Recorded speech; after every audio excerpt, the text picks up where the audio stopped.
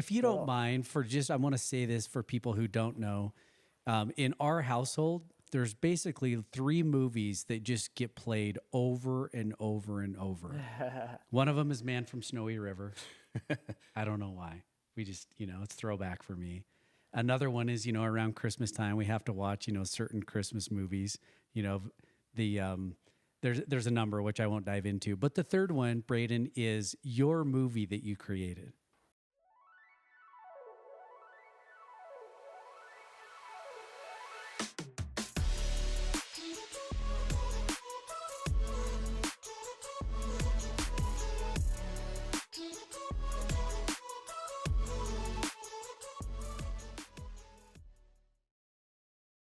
Welcome to Brainstoke. I'm Tom Telford here today with Kevin Day, K-Day, and we're excited to spend some time with Braydon Bringhurst.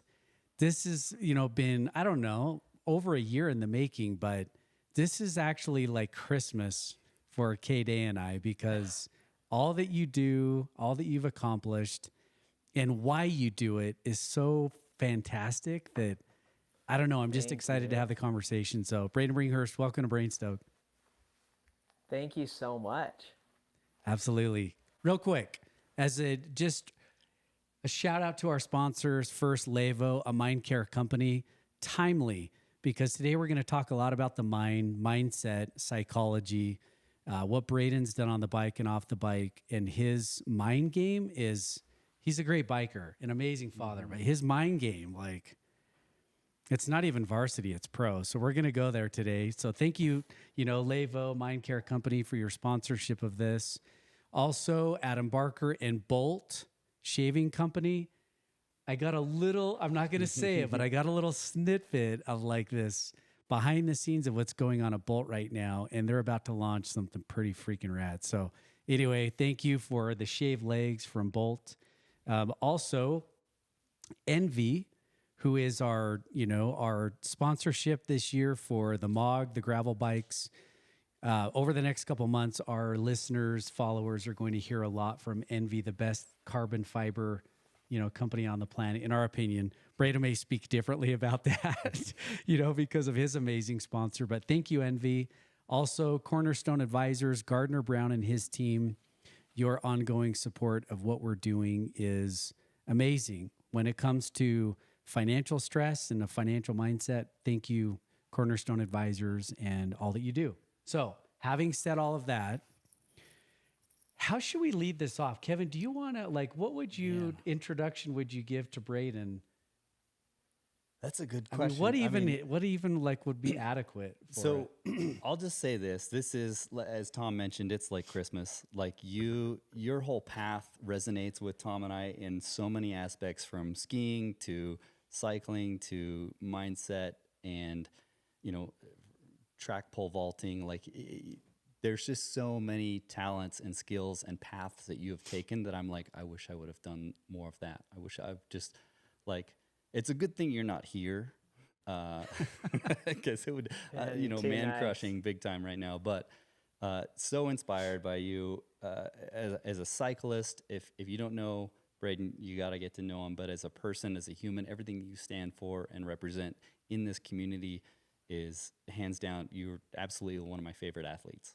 So nice. Thank you. The living embodiment that a good guy can also crush it in impact and influence in this life. So, yeah, Braydon, welcome.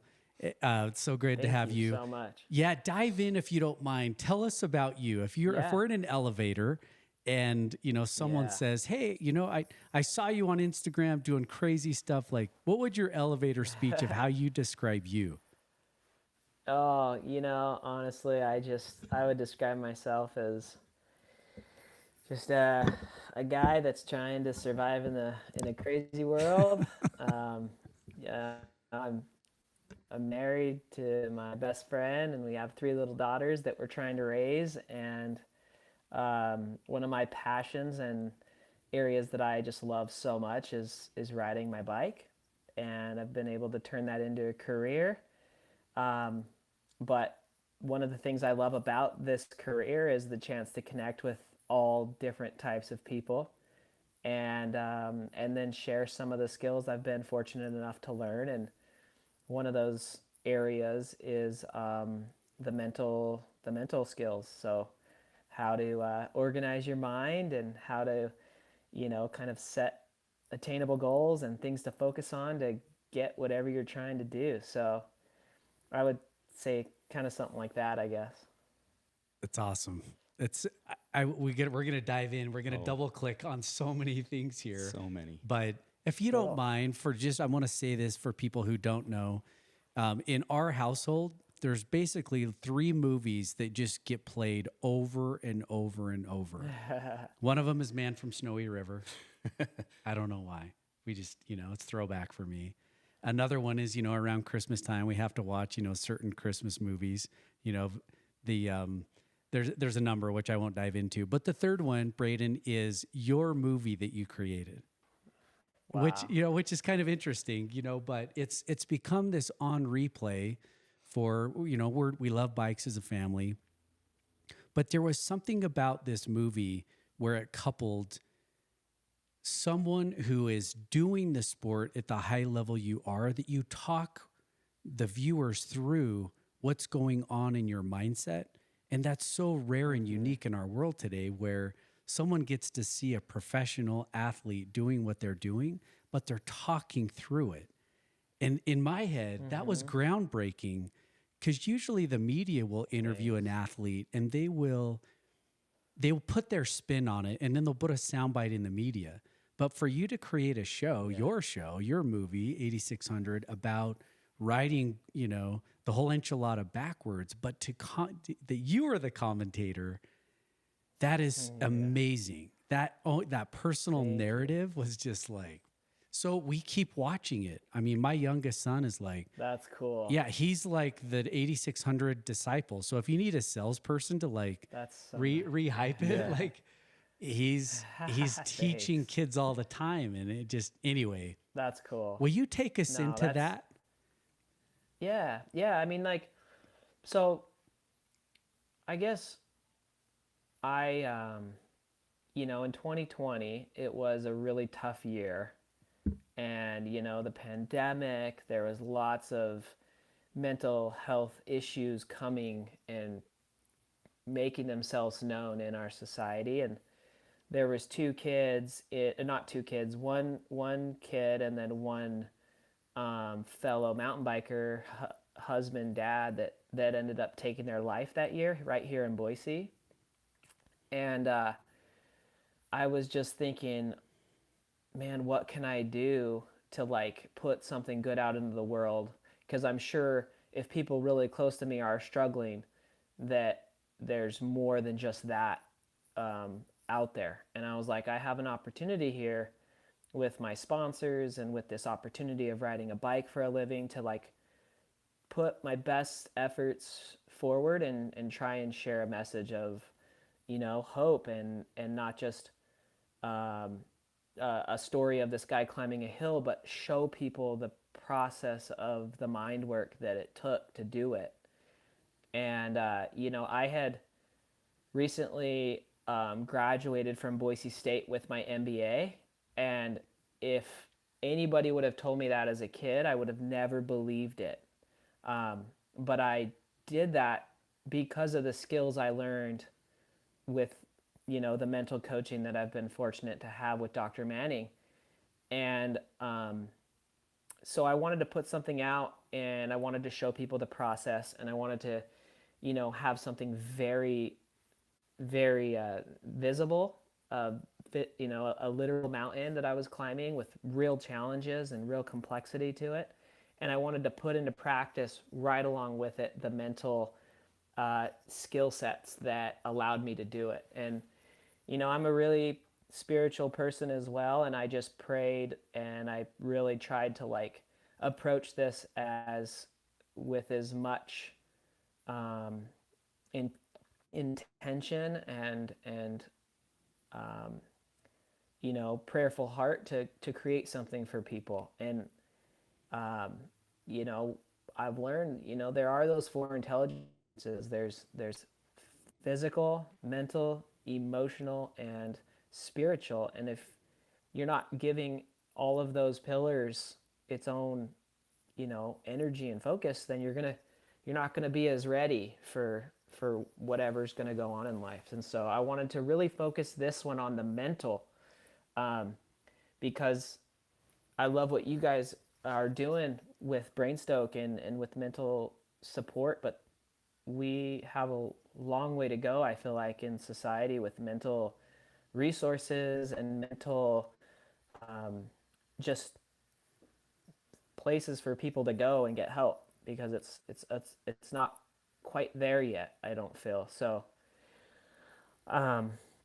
yeah, that was kind of the meat behind the whole ordeal. Was I want to create something for people, and it's been really neat as it's been out there for a few years now to just feel the impact and get the messages and have the opportunities like right now to talk and, you know connect with people on a superhuman level. So That was definitely what I felt watching it. It did not feel like watching this professional athlete was so far over my head of like the abilities are unreachable, right? And I know you are. Like you're unbelievable on a bike. yeah, So it's not that you're thanks. not, but the way that you communicated in the film of what you were doing and how you were doing it, I'm picturing the Snotch over and over and over. I love that you showed Yeah, getting angry and frustrated yeah, and like, oh, yeah, like, and I love that your wife, like it showed your wife's face when you got angry and you could just tell there was a moment in your relationship of like, hey, he's, I don't know if you were losing it, but it was just a moment, right? Of being yeah, human. So let's talk yeah, about that for a totally. second, because as you let in, Yeah, you started off by describing a fellow biker in Boise who took his life. And mm-hmm. and yet the film is a lot about performance. So, in my world, in my wife's world, we live and breathe mental health every day, and Kevin's in it every day, helping as the brand manager of Levo. And it's fascinating because there are people who are so broken mentally in our society today. They're acutely broken. They can't function because of what's going on mentally. And yet you have people who are performing at incredibly high levels, right? And so the mind has this spectrum of being broken versus performing at a high level. And it's so different than having a broken bone. Well, once the bone's healed, it's healed and you move on. But Right, the mind is a spectrum. And you can go from being totally. broken to performing at a high level. And all of a sudden you can crash your bike and immediately back to being broken mentally. So can you just kind Yeah, of speak from your perspective, the spectrum of mind health, broken versus yeah, performing at a high level? yeah, for sure. The mind is, um, super vulnerable. I mean, it is so vulnerable where has can have such an influence from just the self-talk you have, to the people that you're around, um, to a whole variety of things. And you know, first and foremost, like I'm always trying to be better and develop my mind and do my journaling. But I'm far from perfect. I'm trying to develop personally and as a husband and as a father and as a member of society, and just, but for this film, I wanted to exercise the mental skills with the most intensity and effort.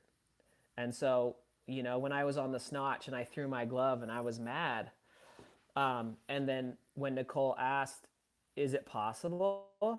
and I looked at the camera and I say, "Yes," you know, um, inside I was at that tipping point. I could have said, "I don't know," or I could have said, "No, it's not for me," But I exercised this self-talk and belief that yes, it is possible. I can do it. Um, And I thought that that was pretty cool in the film because it's a testament to myself, how important that self-talk is and how vulnerable the mind is. Um, because I didn't put this in the film, but that snotch between those sections um, took around 10 months to figure it out, and between 7 and 800 attempts. And there were moments where, you know, I would go to the snotch, I would give it some attempts, I would analyze what did I figure out here. Even though I failed, even though I didn't make it, I would take information and I would take notes and I would say, okay, I learned my pedal placement. I learned where to put my power down. But right now, I don't have the power in my legs. I've got to go back home and I've got to train and I've got to develop more power. So when I come back, I'm more ready because I do believe it's possible and I can figure this out versus being like, man, I've tried this, you know, 400 times. Like, I just can't do it. It was just a littlest mind shift.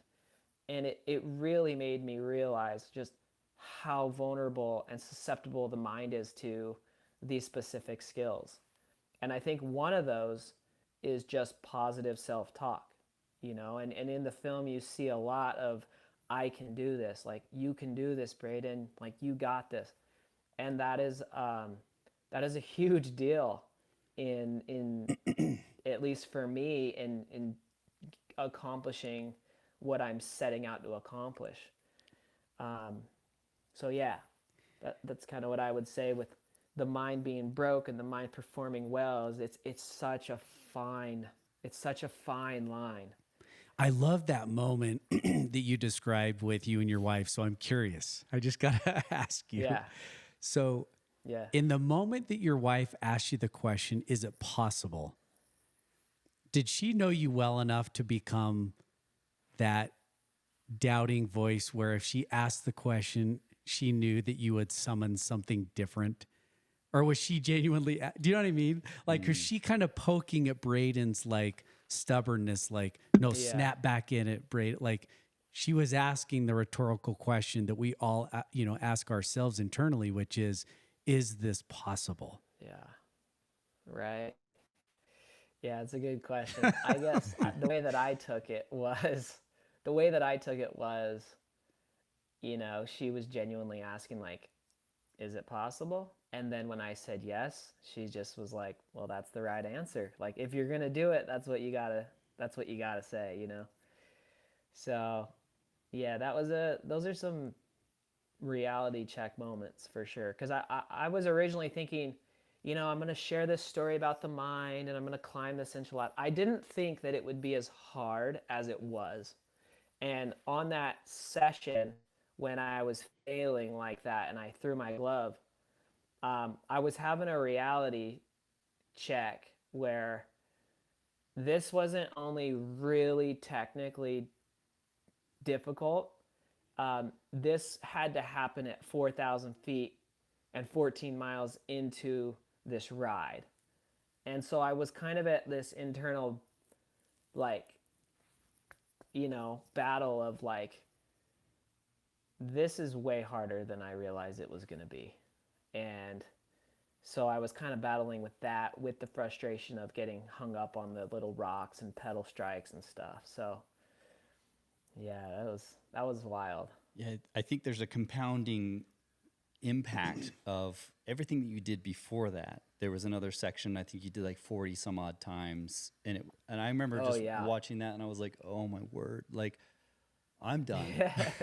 And I like that type of writing is so intriguing to me. There's a creativity and a different mindset that you only see in certain people. And I could be looking at a section of trail. Tom could be looking at a certain section of trail, and you can be looking at a certain section of trail, and we're all seeing it totally different. But for you to go into that place in this particular section and have like fail after fail after fail and readjustment and recalculation, I think if you would have said I don't think it's possible, I think that team that you surrounded yourself with would have said, no, that's not you, you know, because it sounds like in addition to all the physical, all the, you know, everything that you Yeah. did to train, you surrounded yourself with like the best team ever, right? Oh, for sure. Yeah. I mean, the team is like talking about how vulnerable the mind is, you know, like when I was really like, I don't know if I can do this, or I wouldn't necessarily say that, but I would maybe they could sense it that I was feeling a little just overwhelmed. Um, they would so confidently and so quickly just be like, "Oh, of course you got this. Like, you can do it." You know, like they would just show this belief in me. Mainly my wife Nicole, Greg, my endurance coach and buddy, and then Kyle Mears. When they would show that sense of like, "Oh yeah, you got this. Like you'll figure it out." I'm just like, "All right, I think I will. Okay, I'll keep going." You know. So So it good. was just like, it was massive. I mean, the people you have around is so powerful, um, and those people that you let in, you know, to be close, is so powerful. Not that there weren't other people around that showed belief in me, but those three primarily were such a help. So yeah, That's great. I think it goes to show and how valuable it is to have that circle of people that don't do what you're doing as well. Like they don't know exactly what it takes or the finesse or the pedal yeah, arrangement, but yeah, they still totally. believe in you and they share a perspective that's so valuable. That's beyond the things that you're seeing. I want to come back to Yeah, the for process, sure. Braden, with you, more specifics about the process. But I want to give, you know, Yeah. listeners, watchers some context here, and you can, you know, revise what I say. But so what we're referencing, the film is called 8600, and it was this project where Braden went to Moab over a period of months, years, and he rode what's called the whole enchilada backwards. So, for people who don't know, the whole enchilada is a famous mountain bike trail that starts at the top of the La Salle Mountains and it drops all the way down to Moab. So you're dropping, you know, thousands of feet in elevation downhill. I think the total mileage is roughly 26 miles. Is that right, Braden? Yeah, something like that. Yep. Okay. So Yeah. literally one of the best trails on the planet to go downhill. People get dropped off by shuttles, you know, they do it. I've done it, you know, I love it. It's amazing. Literally no one on the planet rides up it, let alone doing it in one continuous, you know, effort. There are famous spots on the trail where the drops are heroin, like to drop them. My son and I, James, went back. He's so obsessed with the film. He's like, we got to go back. We got to go back. I got to see the Snotch. Like we came upon the Snotch and rode down it, and it's shocking. Like the mind doesn't say one go down it, let alone how does a human come up this on a bicycle. So I just want listeners to kind of understand, like, I'm you know, a novice. I'm a JV wannabe biker, but I've been going to Moab since I was young, and I ride a lot of bikes.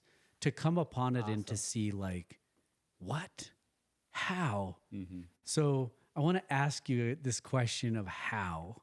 Yeah. What is the process you're Yeah. talking about? And if you don't mind, speak to this attribute that I think very few people believe, that hardcore mountain bikers and skilled mountain bikers have vision, right? But there's something about watching what you do and how you see a line where in my head I'm thinking, I think this guy's an incredible biker, but he has the vision of like a hockey player or a batter who sees a Yeah. 105 mile per you know, fastball. Like, and someone alluded to it in your Yeah. film that Braden sees it different.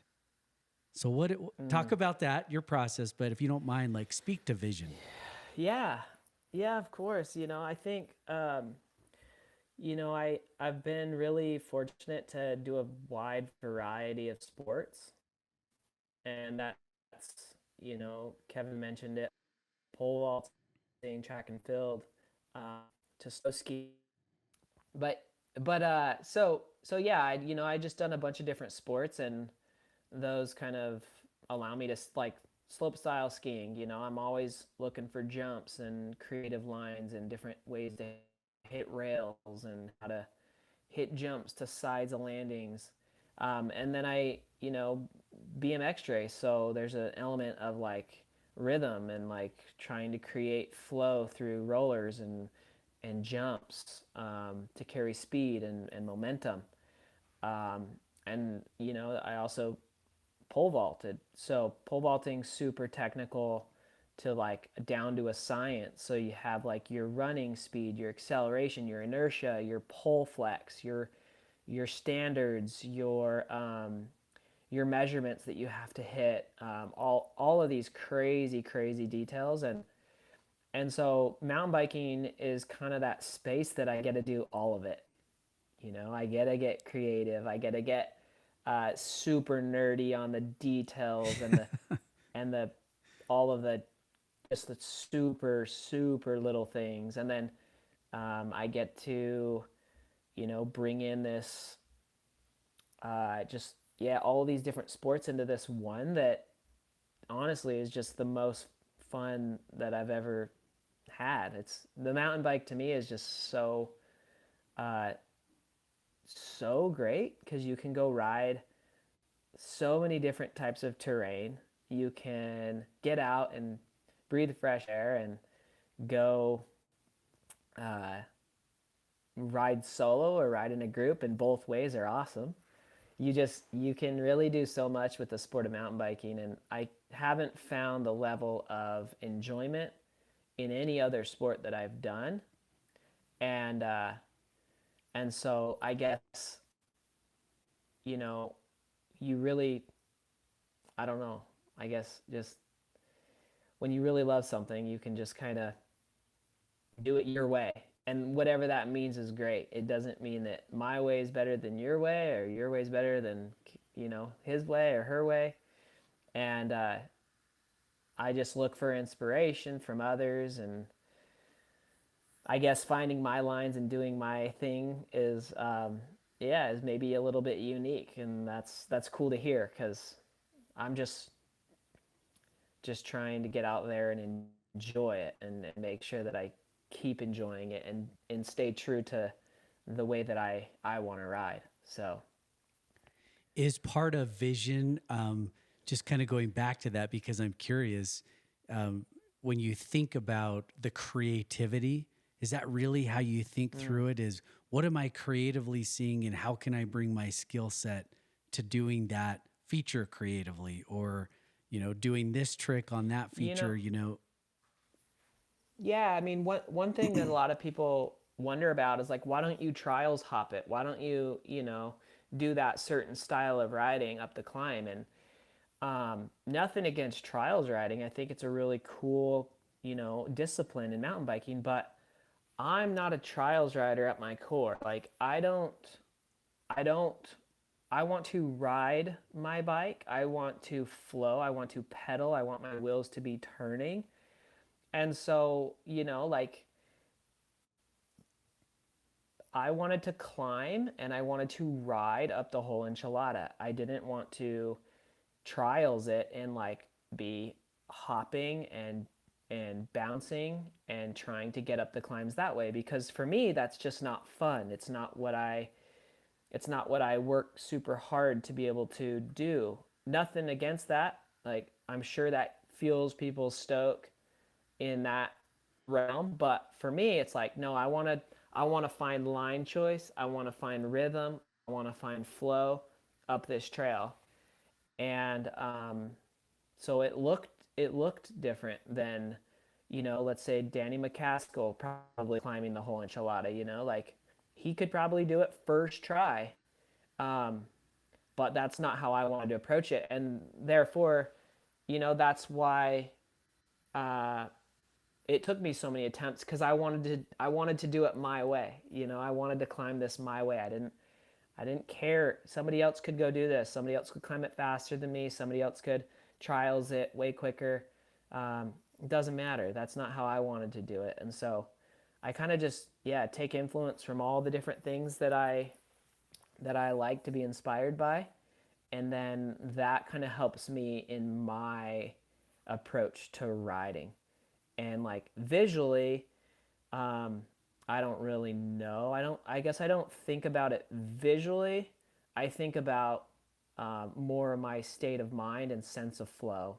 And if I can feel that, then however it looks is however it looks, you know? Yeah. So yeah, that would probably be how I'd answer that.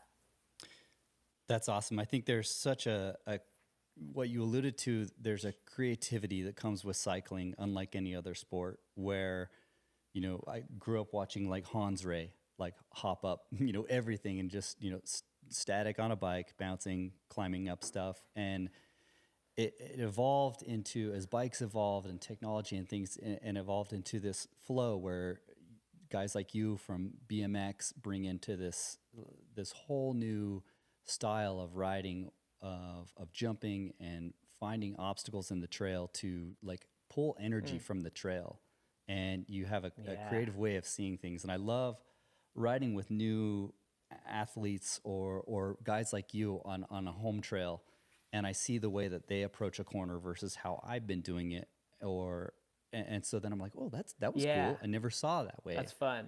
And so it's just there's a individuality that comes with riding a bike that you teach people the fundamentals and then let them blossom. And how you have done it, I think it's really cool because I'm sure you've actually had a huge impact on, you know, bikes and manufacturers. And with your sponsorship with Canyon, I'm sure they come to you a lot and be like, hey, well, how do we make this bike better? And now you're creating new events that are pushing not only the skill, but the bikes and showing the capacity. Like, how does that feel after accomplishing so much and being able to kind of, you know, push the sport like that?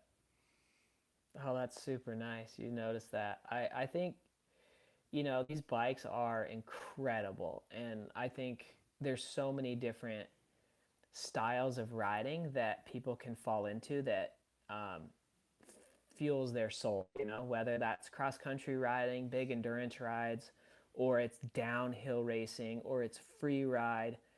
Um, for me, you know, I was never drawn to mountain biking because of cross country. I was a pole vaulter. I was short, bursty, explosive. Like cross country runners are, as much respect as I have for them, we're completely different body types.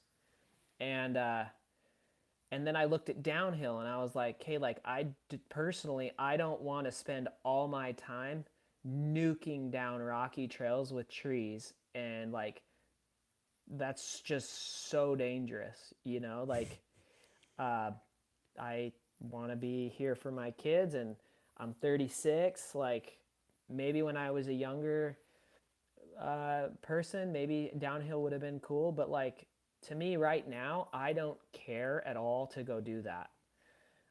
The space that I love is the trail. I love the trail riding. I love the all mountain riding, which is going to Moab and riding a whole trail up and down and around and feeling that connection to the earth, feeling that you know, bike mind body connection as far as like athletically.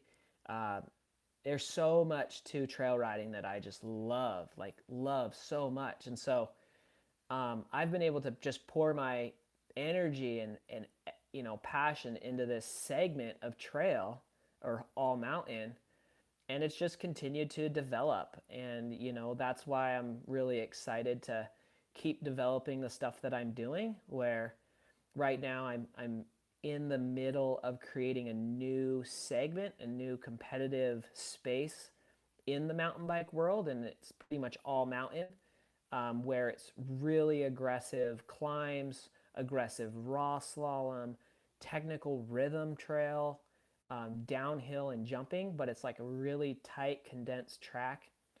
And yeah, I did that last year, and we're still doing it this year. trying to get it properly funded so we can have a great broadcast and great prize purse for these athletes. But yeah, I just really want to develop this space that I personally love so much. And I just don't see anything else in the space, um, in that area, happening. And so I'm like, I don't need to create this space to compete. Like, I don't personally want to compete against anybody else. Like, I just ride for me, and that's how I want to keep it. But I want to create something that's going to push this style of riding, which is all mountain, up and down, any style of terrain. You better, be ready to go, because it's, that's kind of like, it's like going on a ride in Moab. You're gonna get everything. So Yeah, totally. Yep. Brady, what do you call that? What's this new segment you're referencing?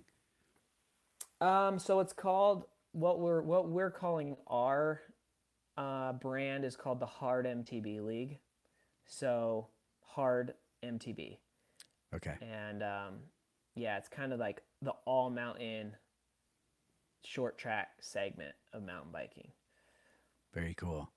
When I think through what you're doing now, I follow you on Instagram and just love to kind of see it, how you show it. There's Thanks. clearly an artistry to it. I actually was involved in another podcast recently, and the host said this term, and I thought to myself, wow, that's really interesting to just kind of hear someone say it. But he said, there's phases of your career, where you learn, and then you earn, and then you return. And man, you've learned so much. You've earned a lot, about sponsorship and what you're doing, for a living. I mean, it's allowed you to earn, but now you're in this return phase, it feels like. Not that you're washed out, like you're in it, right? But but you're in a position in your platform to return all of this now knowledge and learning, and build something new. And so when I see what you're doing on Instagram, I'm thinking, this guy's going into that next phase of like, he's a thought leader, and he's building, and he's returning so much knowledge and That's wisdom to the industry. So speak to that, like your passion to build now and return what you've earned. Yeah, I appreciate that, because I feel like I'm not just gonna go climb another whole enchilada. Like, I did it because I wanted to share the message. And sometimes people are like, what's next? And I'm like, not that. I'm not going to do another. Not the double enchilada. Yeah. So like, I definitely got what I had hoped that project to be. And, as long as I'm in cycling, like, I want to be pursuing, I want to be, developing and innovating. And if I'm not doing that, then I'm going to go somewhere where I am doing that. So as long as I'm here in cycling and I'm making a difference, I feel like, then I'm gonna put my energy and heart into that. And I think this whole all mountain competition, I'm going to do the best I can at it. And, I'm not afraid to fail. It might be a total flop. It might not be able to get the support that it needs. But I'm okay with that. I'm trying to create something for, the sport. I'm trying to create something that's super spectator friendly, that can be put in all kinds of different areas that maybe don't have massive mountains, but it can still be a showcase of the amazing sport. And we can have a great spectator, attending event, but also a global broadcast and online event. And be able to really just promote the amazing athletes, talent, bicycles, everything about our sport that I feel like we have the that we have, available to us. And yeah, maybe it's a lofty goal, but we'll see. And I'm gonna give it my best efforts. So That, yeah, that's really cool. I think there's thanks. a big entrepreneurial aspect of that, of maximizing this love and passion that you have for your job, and not everybody can really experience that. But I think I'd like to go back a little bit back to 8600 Yeah, and yeah, being brave. Like, you're obviously a pretty brave athlete. You send huge jumps, big tricks, going inverted, all of that kind of stuff. People would look at you and be like, wow, he's an extreme athlete. Like, he could probably do he's anything, nuts. right? Yeah, he's a Yeah. little crazy in there. But tell us about when you kind of took the direction of addressing the mental health and the struggles and the mind challenge behind that. And from somebody who probably gets a lot of kudos of big tricks and smooth style, tell us about the interactions you've had after sharing so much of your story, being so vulnerable. And to me, that act Yeah. of bravery was probably harder than any gap you've ever jumped, right? Yeah, for sure. Yeah, I think it just comes down to, I just feel so much gratitude for my life. And, I've been really fortunate with amazing parents that have supported me more than I could have ever asked. I have an amazing wife, amazing in-laws, just been blessed to go and get a great education at BYU and have amazing coaches. And I just think it comes down to this sense of gratitude that I have, where I don't feel scared to be vulnerable, because, like, I've been so blessed, and it's just my own selfishness if I'm not vulnerable, because I just want people to do good, and I want people to,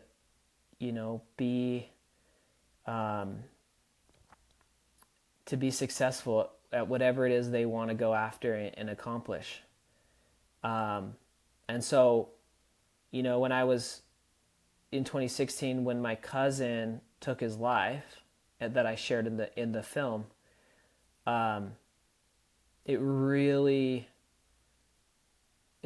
softened me up to where I was like, okay, I'm not going to hold back from sharing with people, like, if I love them, to tell them I love them, or if I care about somebody, or if somebody needs help, like, that's what I'm going to do.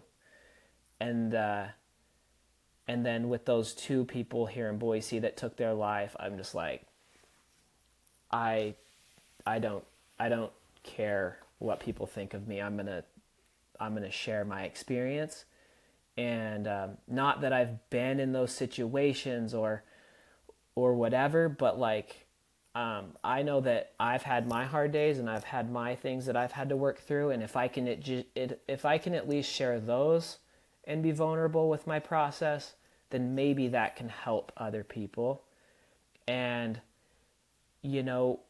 as far as getting feedback from this, it's just like, it's so amazing to me, because I know that the message that has been shared here isn't from me. This is just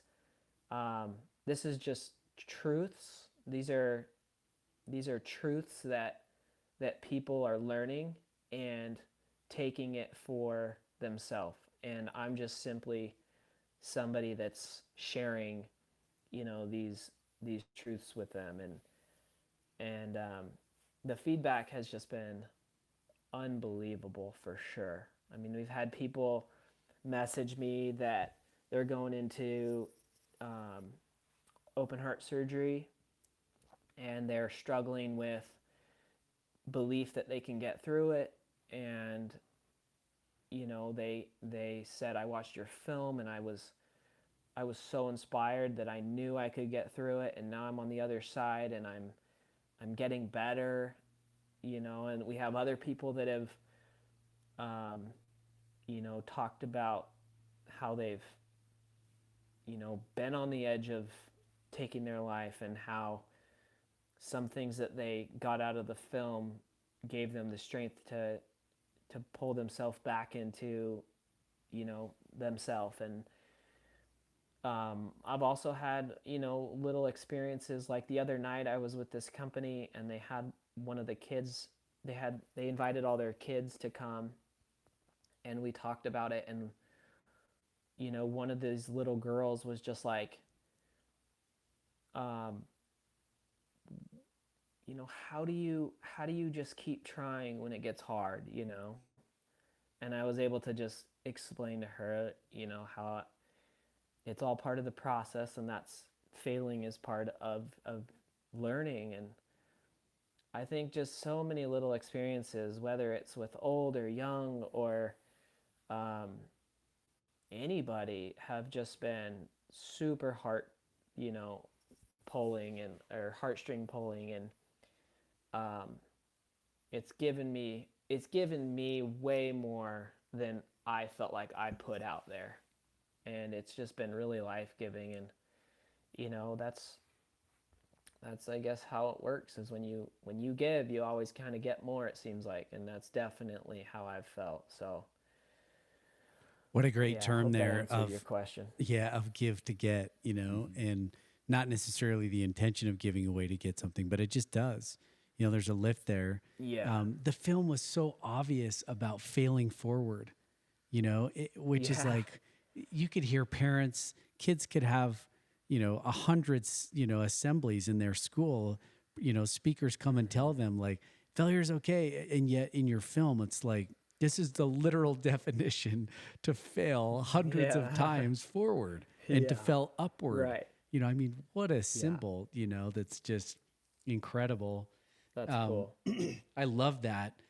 Go back to a little bit of the Thanks. process, if you don't mind. Okay. Like if you were to say, here's my toolbox, right? I just spoke last weekend to a group of Utah high school coaches in Southern Utah, and the topic was Cool. the toolbox, the mental toolkit. So when you think about your Yeah. process that you learned from incredible sports psychologists at the Y that you used in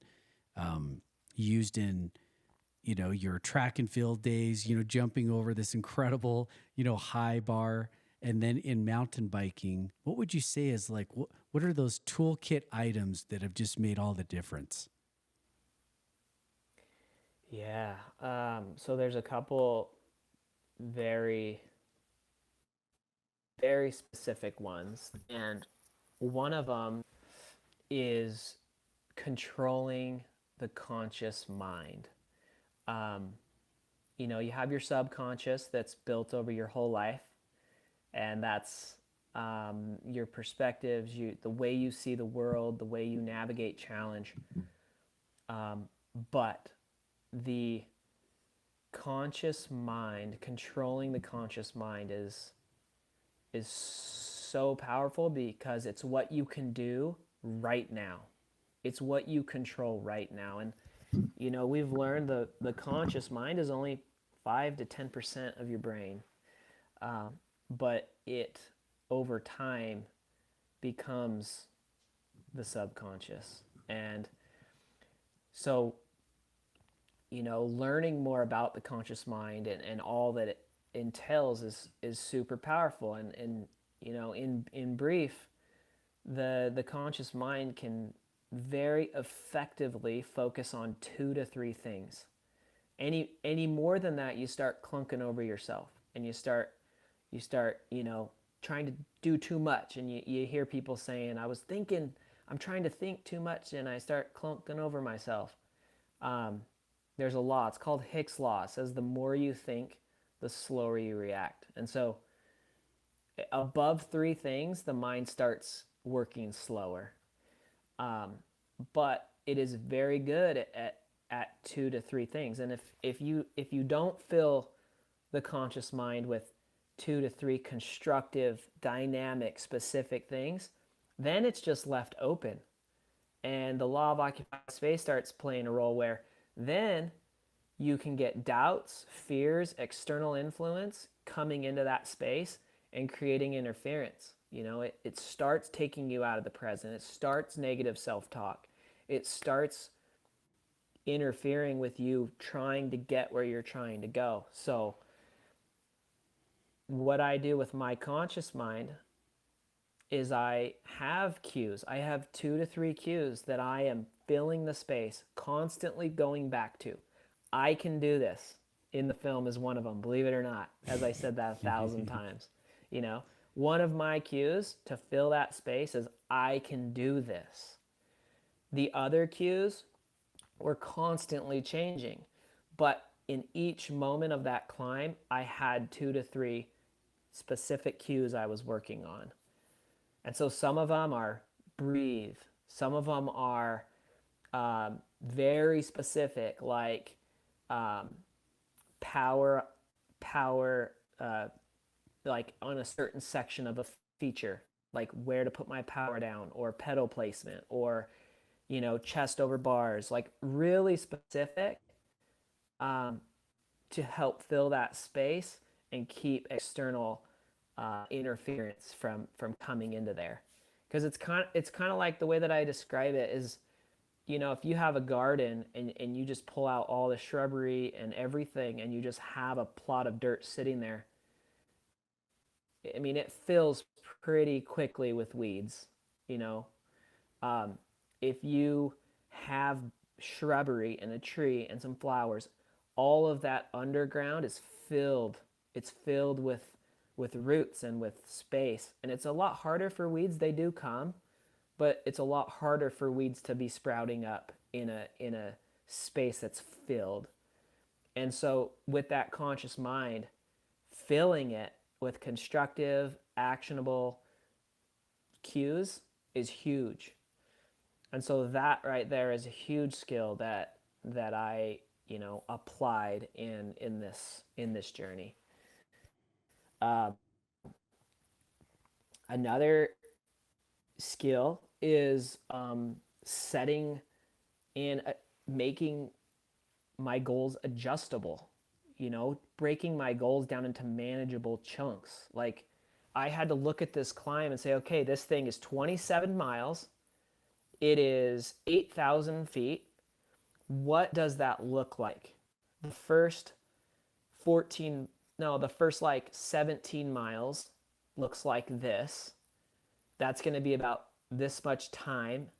Then the remaining miles look like this, at this elevation, at this grade, at this traction level.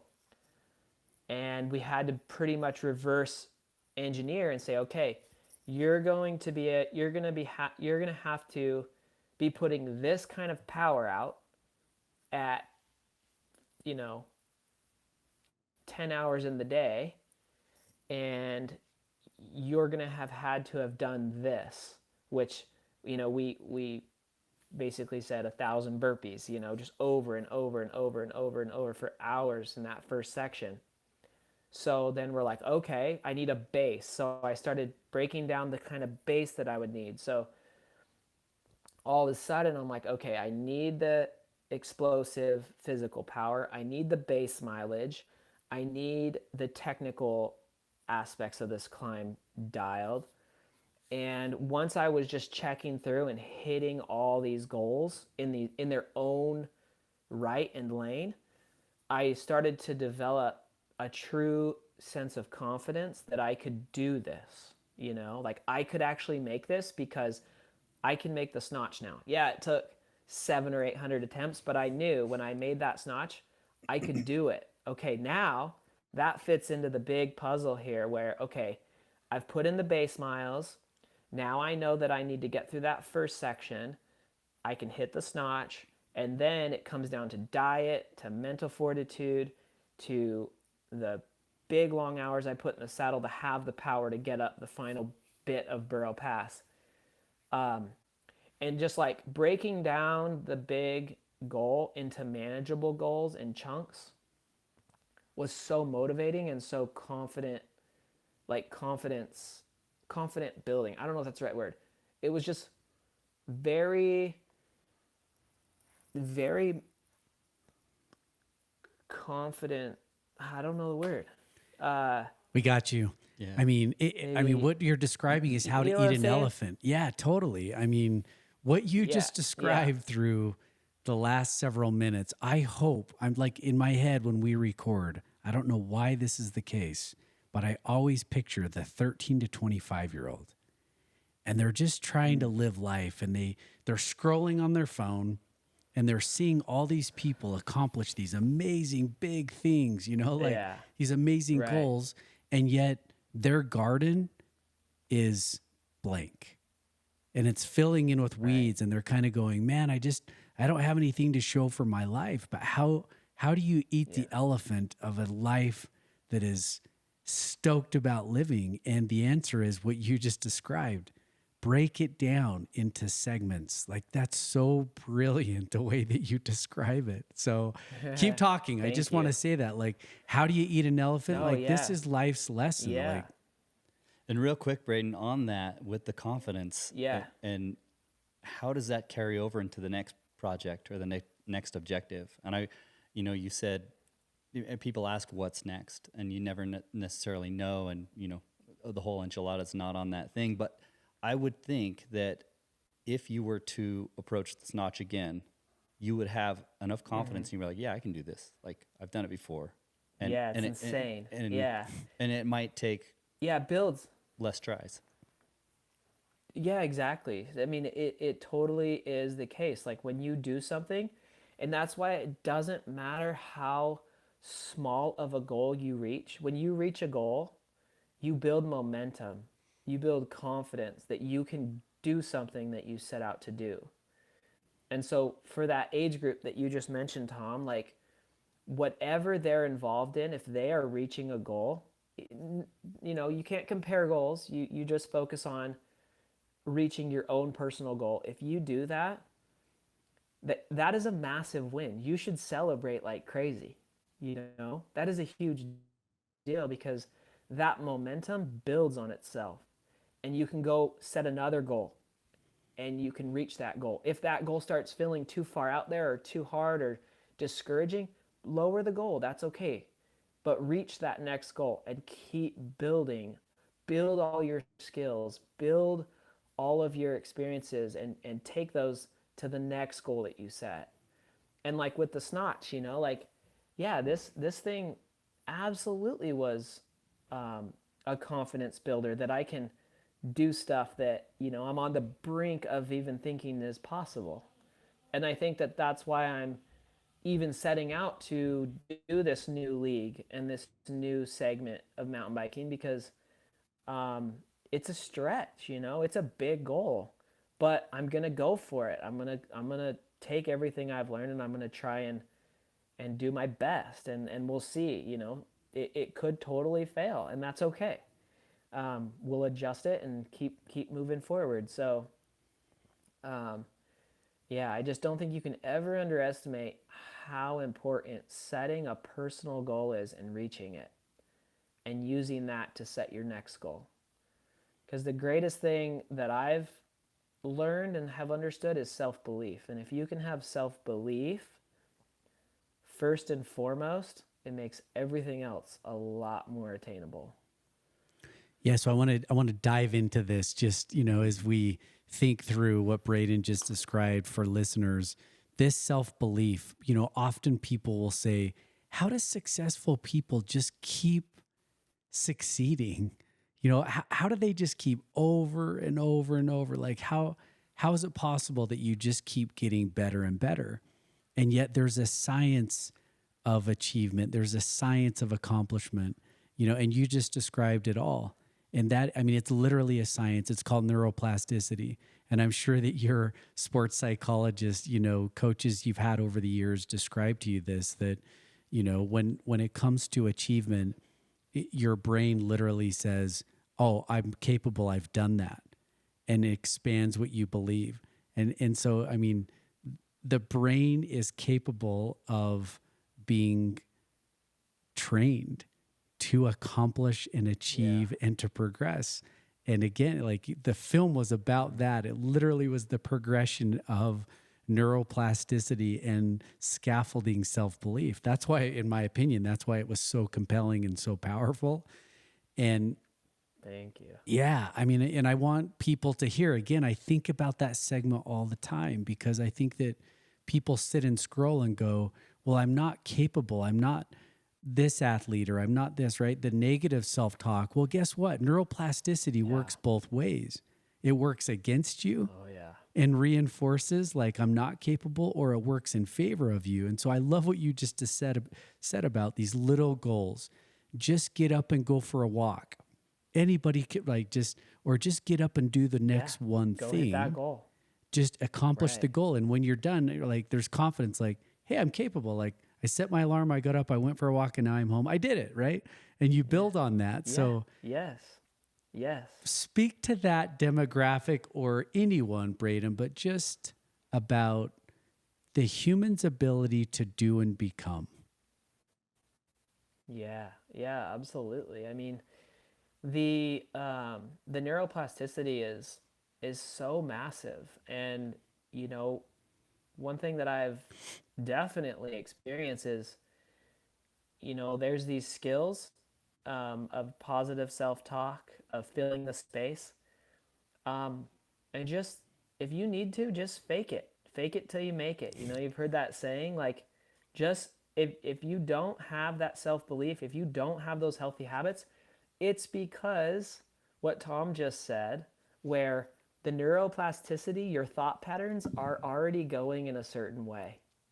And you can think of it as flowing water out in a creek.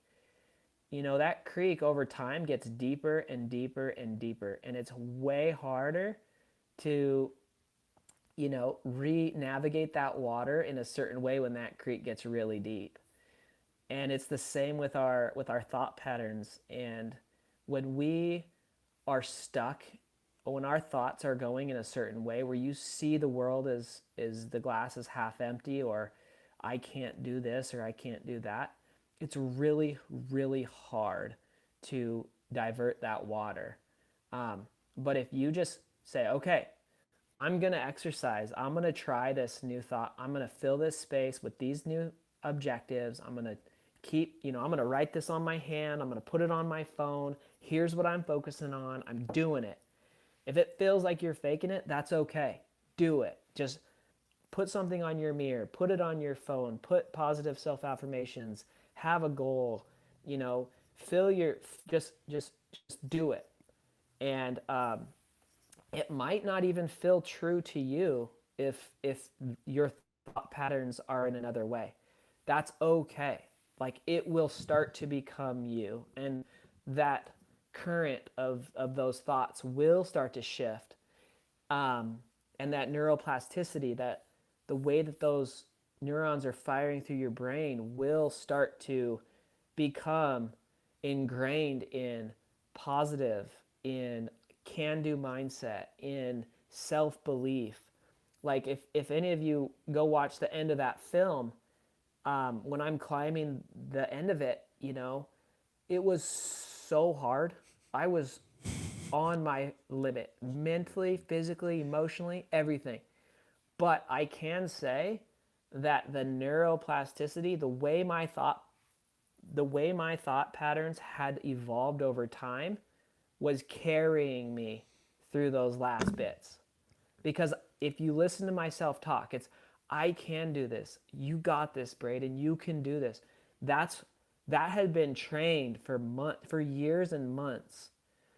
So when those days got really hard, when those moments got really hard at the top of that climb, that's how I was thinking. That's where the flow of thoughts and current was going.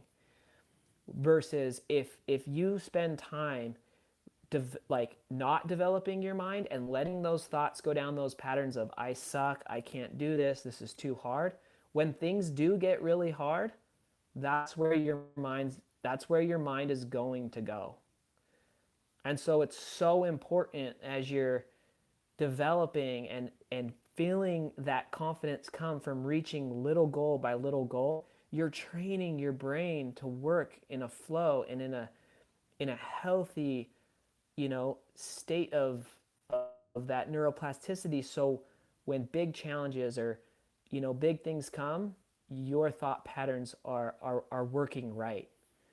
And so just don't ever underestimate reaching a small goal. Don't ever underestimate accomplishing something super personal to you, because that is going to be with you. That momentum that Kevin mentioned, you know, that you can do more now, that you can get through this, will so literally be right with you when you're in that next moment or that next situation. So good. This is, I don't know that anybody has captured, Braydon, in all the episodes we've done, why Brainstoke was born. Mm-hmm. What you Cool. just described is so brilliant about scaffolding the tools so that they're there in the toolbox when you need to draw from them most. So good. That's so cool. Yeah. Thank you so Well, keep much. doing what you're doing. Yeah, I mean, what you guys are doing is so impactful. And like, you know, I've watched the other podcasts with other people you've had on, and it's just so important. And like sharing all of our experiences together, you know, having some young athletes, having some older athletes, having everyday anybody, you know, part of it is just, it's all super important. We all can connect to it. And so I would just say, keep doing it. It's super awesome what you're doing. Brilliant. So Thanks for having me. awesome. You've had your daily dose. Sweet.